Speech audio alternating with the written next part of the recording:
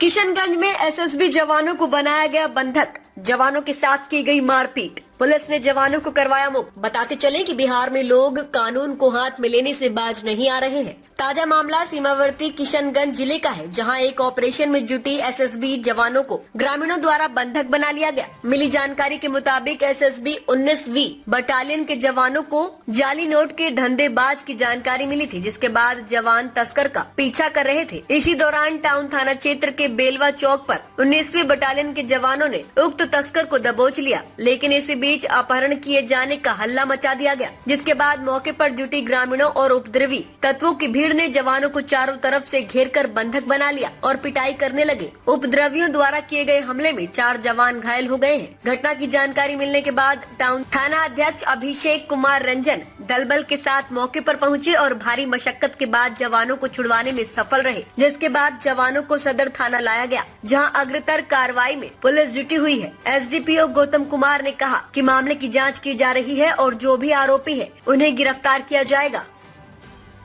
SSB 19वीं battalion Thakurganj के सूचना मिली थी फेक करेंसी के बारे में।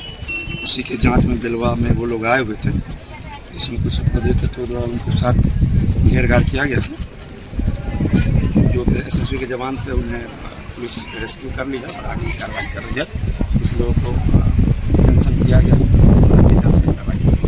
किसी को कोई चोट वगैरह आई ये हम पूरी करा रहे हैं। तो नंबर मेंटेन करना प्राथमिकता है, उससे